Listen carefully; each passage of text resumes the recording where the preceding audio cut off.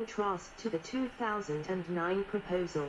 The more conservative niche model identifies regions of suitable climate in South Florida, extreme southern Texas, and spotty areas across the Central and Southern Americas.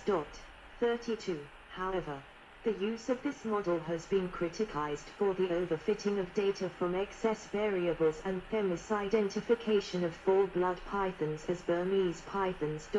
27. A model corrected for these miscalculations showed a greater projected range of Burmese python climate match, including nearly all of Florida, much of the lower coastal plain of the southeast United States, and southern Texas.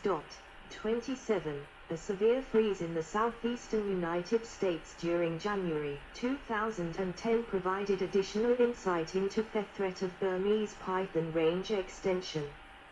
In the wake of this extended cold spell, several investigators reported dead snakes coiled along canal banks and in outdoor enclosures. 33, 34, 35. However, numerous snakes survived this cold spell, potentially by using behavioral mechanisms, such as seeking refuge underground. If these behavioral traits are heritable, it is possible that the winter of 2009-2010 served as a selection event for more cold-tolerant pythons. This selected population of pythons would have an enhanced ability to spread northwards and extend the python's invasive range. 8. In addition to behavioral traits, a study in 2018 showed that the surviving pythons showed evidence of directional selection in genomic regions enriched for genes associated with thermosensation behavior and physiology. Several of these genes are linked to regenerative organ growth, an adaptive response that modulates organ size and function with feeding and fasting. In pythons. 36. If these traits continue to be passed on, then they would enable pythons to continue digestion during colder periods of time, which would be useful in geographic regions further north. Data published in 2012, 37, contradict the initial USGS study, 38, which claimed that non-native Burmese pythons could expand as far north as the southern third of the United States. The Burmese python will remain in the Everglades. 39. Furthermore, other reputable herpetologists have commented on the controversial theory positing future migration past the Florida Everglades. The National Geographic Society's resident herpetologist, Dr. Brady Barr, said, "Climate data reveal that temperatures found in southern Florida simply are not conducive to the long-term survival of large tropical snakes. When it gets cold, these snakes die." Dr. Barr also said feral hogs are a bigger problem for the Everglades than pythons. The press has sensationalized this story to the point that people think the sky is falling. Hopefully comprehensive research such as Jacobson et al. Will put an end to the hysteria. 40. Control.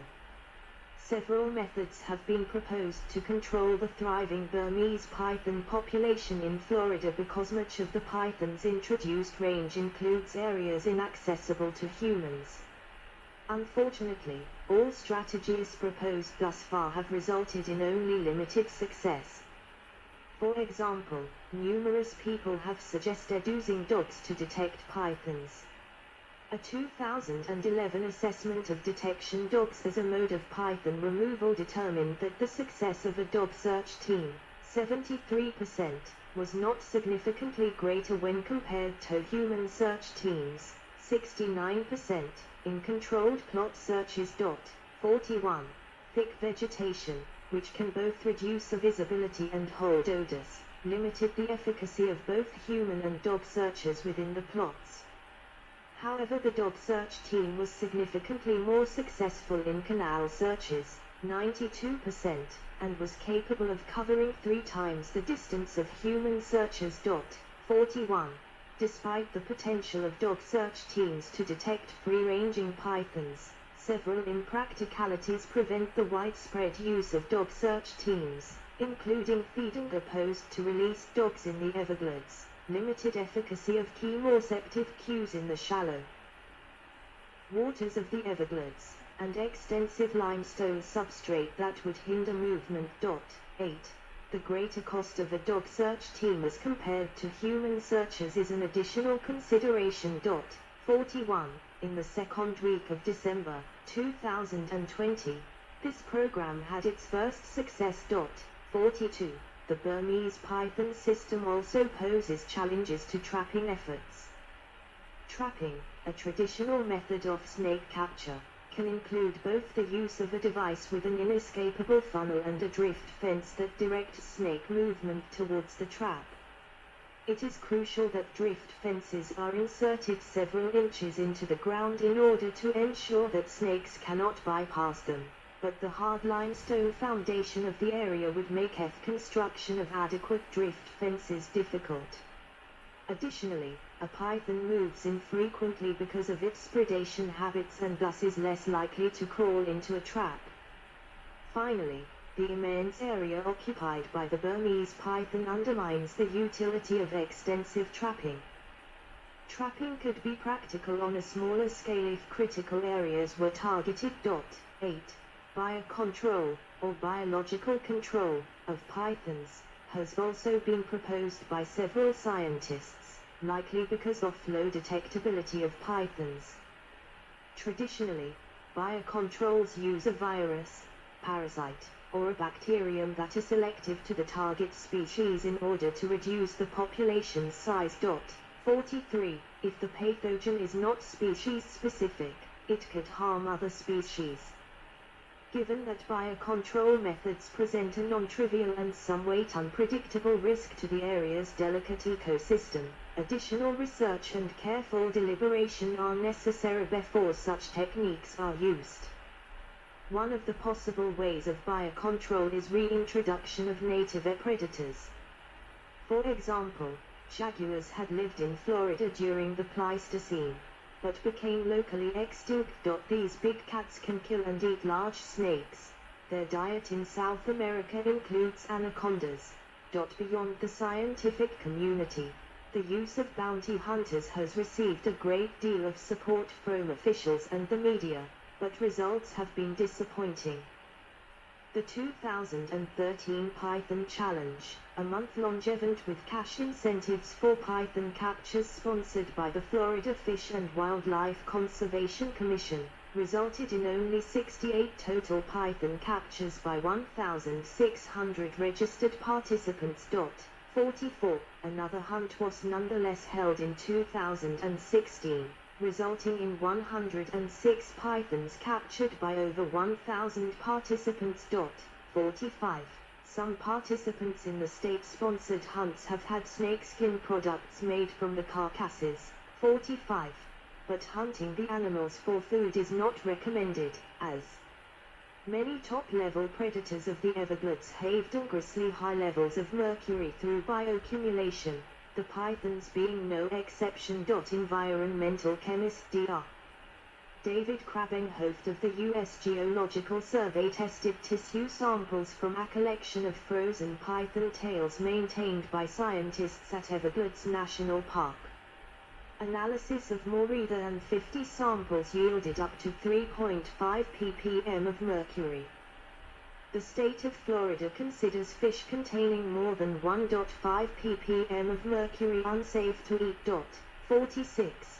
47. However, as of December 2020, the FWC is studying mercury levels again in order to make recommendations about what size, age, and location of origin might be safe to eat.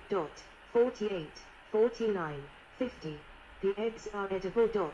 49. In July 2020, the South Florida Water Management District and the Florida Fish and Wildlife Conservation Commission announced that the 5,000th python had been removed from the Everglades. 51. Legislation. While an effective and practical control method for South Florida's Burmese python population has yet to be proposed, regulatory measures are in place to prevent its further spread. Recently, Florida legislators have also put into place provisions targeted at the release of exotic snakes into the wild. Specifically, in 2008 the Florida Fish and Wildlife Commission instituted regulations requiring permits for boars and pythons greater than 2 inches, 51 millimeters, in diameter, as well as pit tags implanted in the snake's skin for identification purposes. 52. This measure aims to prevent the introduction of snake species such as the Burmese python to other regions beyond South Florida. Further, the United States Department of the Interior placed 4 additional species of snakes, including the Burmese python, under the Lacey Act provisions. 53. According to these provisions, importation of Burmese pythons to the United States is illegal as of January 2012. See also invasive species in the United States. List of invasive species in the Everglades. List of invasive species in Florida. List of invasive plant species in Florida. Good. Let's stop the video. I will find something else to read.